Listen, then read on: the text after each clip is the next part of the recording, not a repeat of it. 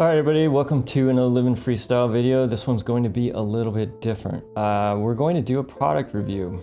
I have spent the last few days trying to get our stream set up for recording with proper HDMI and 2 cameras, specifically working with Canon. So this video is for you if you are trying to stream or use your Canons as a webcam and or record videos with them with OBS. In order to kind of set the stage a little bit about my rig, it's not super new, it's not super old, it's probably about 5 years old. I have a NVIDIA 1080 card and an MSI motherboard. And originally, throughout the past year when we've been doing our streams, I have been using a Canon 5D Mark III. We've been using them for streams and our video recordings. Ultimately, I had the 5D Mark III and I had a Logitech C920. When I looked at the 920, even though it's 1080 or full HD, compared to the Canon, even though the Canon was only coming in at 1280, ultimately I decided the picture was better with the Canon. However, we've been using the webcam utility. As a result of that, we're only getting 1280, and theoretically we should be able to push a full HD with the Canon as well, which would be even crisper, not only for videos, etc. The other thing that has meant is every time you see any video I've done, I basically have to do one take with the camera where it is originally, and then when I move the camera over there, I'd have to move the camera over there, do a second take, and then do all kinds of fun editing to try to stitch it together to make it look seamless, which was not always done the best, but hopefully good enough. So going forward, we decided that and by we, I mean me, myself, and I was going to try to set up for a multi-camera input system to remove the editing part of this and just make it easier and faster to produce content and videos. On that trip, or as I was trying to set that up, I decided to try getting a couple of multi-camera input cards going. And to get right into it, we found a couple of different cards that allow for multiple HDMI inputs that theoretically should allow me to use multiple cameras in OBS at the same time, switch back and forth, record both, and do all of those things. So to kick it off, I started out and tried out this CamLink 4K. This is the CamLink Pro. Actually, I'm sorry. This is the CamLink Pro. Okay, it is a capture card. It has 4 HDMI inputs and it plugs straight into a PCIe slot on my computer, which I had one of, and my computer's pretty easy to open up and pop in the card. When I plugged this in, initially everything was pretty good. Plugged in both cameras, they came through, they showed up, all 4 ports showed up in OBS nicely, just as described. Both cameras, and by both cameras, I now am streaming with 2 different Canons. I have a Canon 5D Mark III, and then I have a Canon R5C.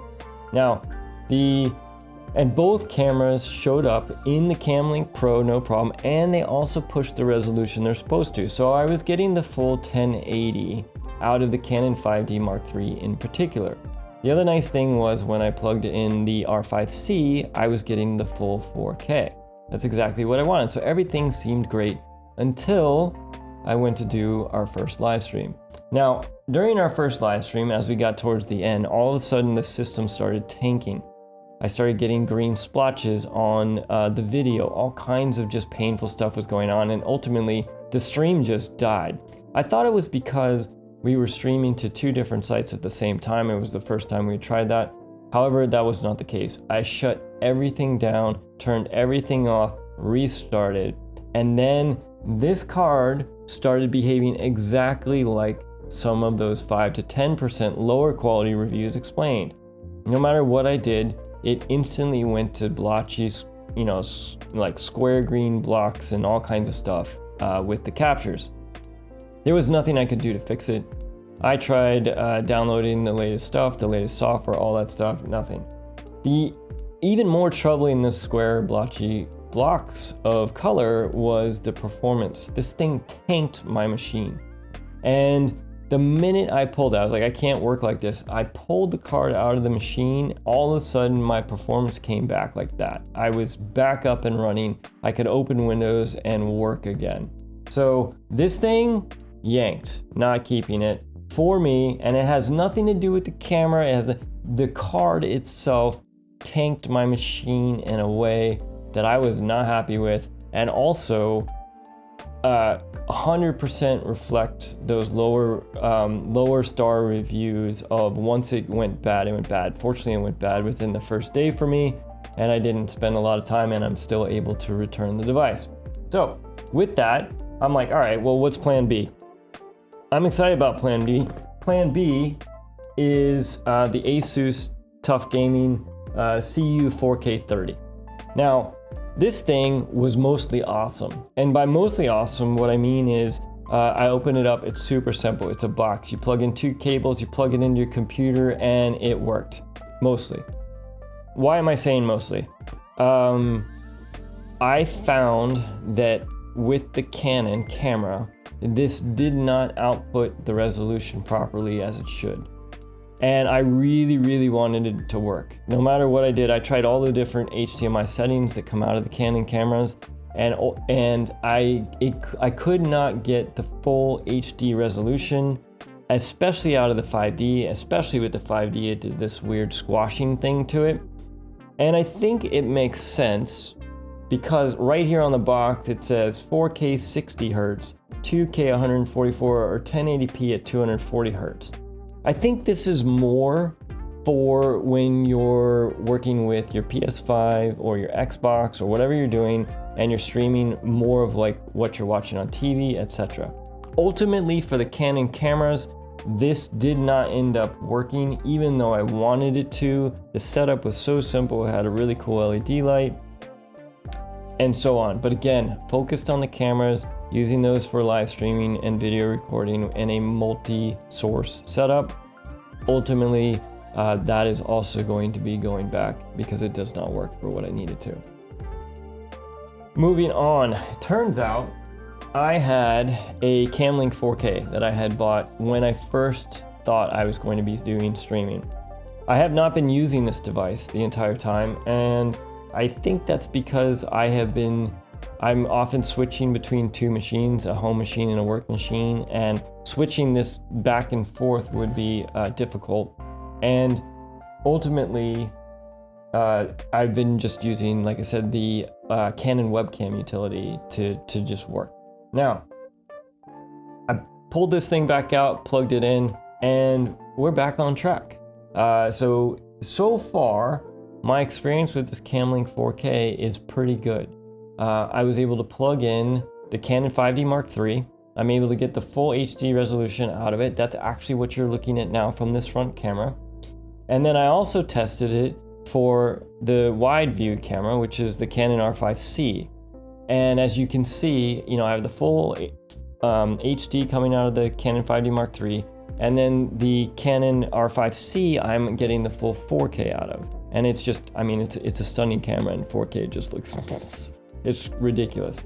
Apologize for all the background mess here. I didn't know I was going to be recording this semi-product review, but like I said, this was fresh on my mind. I was, perfectly emotionally charged to record a fun video, and I thought I would do it.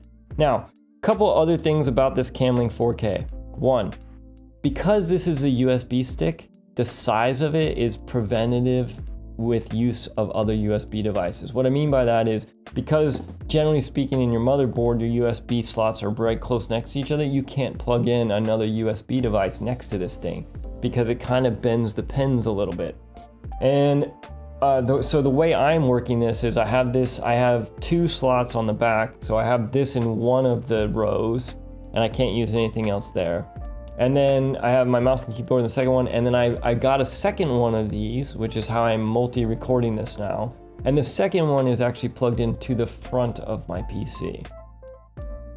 So a little bit of a downer as far as using multiple ports and being able to plug this in next to each other. I probably could try a USB hub and things like that, but ultimately I just want to plug straight into the USB bus on the machine, so that I can keep this set up as clean as possible, especially since we're pushing HD and 4K video through.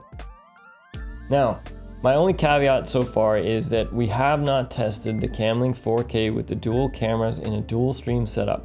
Our first test of that is going to be tomorrow morning, pending the performance, and so far I'm not seeing any performance tanking with the machine with these devices. Pending the performance of that will be the way that we are going to roll forward throughout the rest of this year to hopefully simplify our video recording process as well as our streaming setup and just make it easier for us to flip back and forth.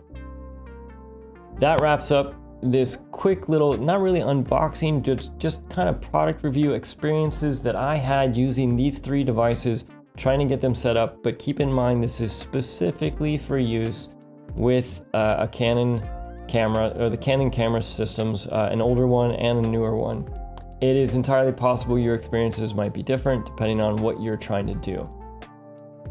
There were a couple other capture cards that provided for multiple inputs, including the AverMedia card and things like that, but I'm at a point where I'm sort of out of, I can't keep just forking out cash and trying these things out. If an AverMedia card shows up and I get a chance to try one out, I will happily do so and post that review as a follow-up. If anything happens with this CamLink card, I will do the same.